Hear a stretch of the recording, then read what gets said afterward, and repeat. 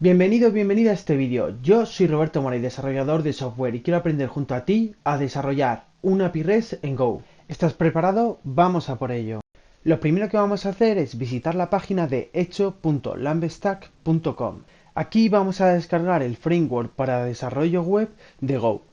He escogido este framework porque entre sus características principales se encuentra que el router está optimizado, haciéndolo muy parecido al de Node.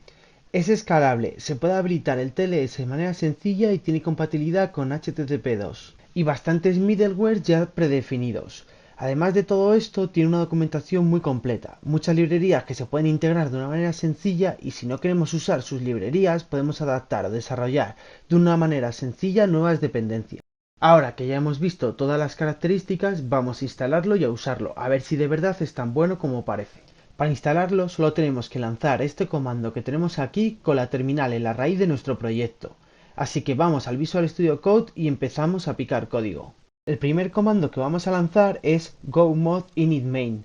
Este comando se usa para inicializar el proyecto. Como ves, la terminal nos indica que podemos lanzar el comando go mod td, pero en este caso no tenemos dependencias necesarias para nuestro programa porque está vacío, así que nos lo saltamos y vamos directamente a instalar el framework hecho. Para ello, pegamos el comando que acabamos de copiar de la documentación y lo ejecutamos.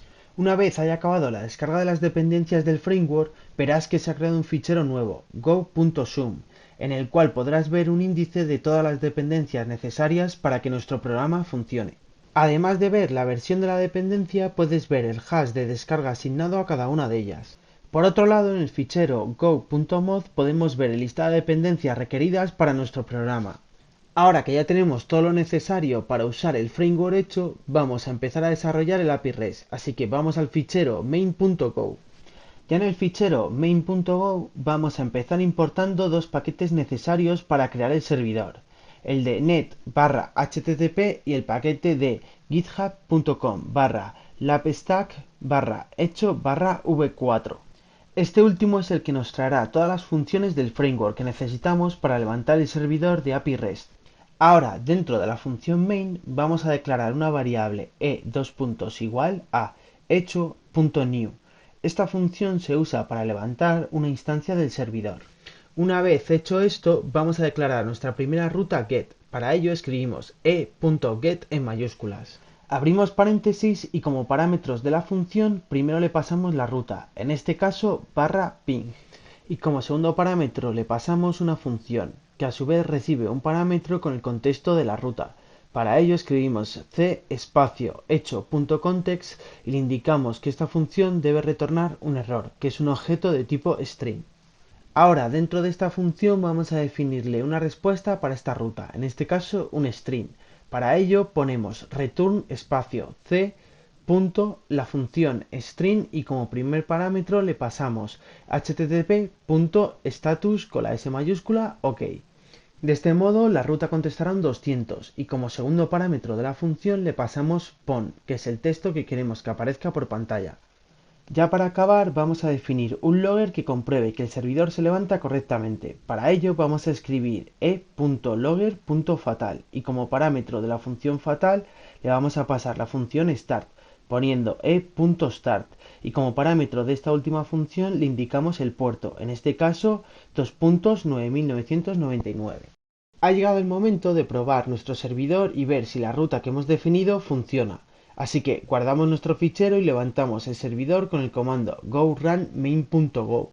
Si todo está correcto, veremos un mensaje del framework que nos indica que nuestro servidor está levantado en el puerto que le hemos definido, en mi caso el 9999. Ahora toca probar que la ruta está operativa y para ello vamos a un navegador y escribimos localhost el puerto que hayamos definido /ping y vemos que se pinta por pantalla la respuesta del servidor, en este caso la palabra pong. Como todo funciona bien, ¿por qué no probamos a hacer un get enviando un ID por URL?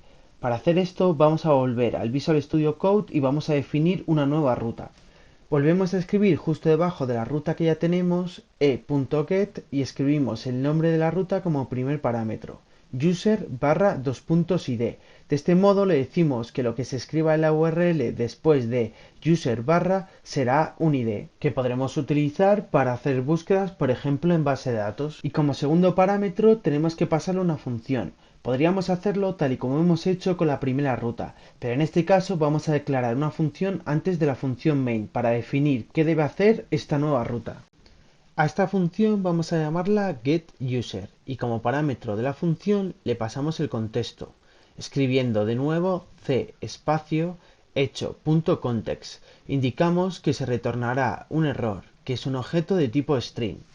Dentro de la función declaramos una variable llamada id, que es el id de la URL. Para coger el dato usamos la función param del contexto. Y esto se hace escribiendo c.param y entre paréntesis el nombre del dato de la URL, en este caso id, que es lo que va después de los dos puntos en la definición de la ruta. Ahora vamos a retornar el id a la vista. Para ello tenemos que escribir return espacio c.string y como primer parámetro de la función http.statusOK y como segundo la variable id. Con esto ya hemos declarado y definido nuestra función. Ahora tenemos que llamarla en la ruta para que se ejecute cuando se llame a la URL localhost /user /id. Así que vamos a nuestro navegador para abrir la nueva ruta y a ver qué pasa. Al pulsar intro y cargar la nueva URL vemos un mensaje que da un error de que no ha encontrado la ruta. Esto es porque el proceso de ejecución no se recarga cuando hacemos algún cambio en el fichero main.go. Para ver los cambios tenemos que volver al terminal de Visual Studio Code para parar el proceso con Control C y volverlo a ejecutar. De este modo, todos los cambios que hayamos hecho en el fichero main ya estarían disponibles, con lo cual, si ahora vamos al navegador y actualizamos la página, veremos que el mensaje de error ha desaparecido y ya se visualiza el ID que le indicamos en la URL.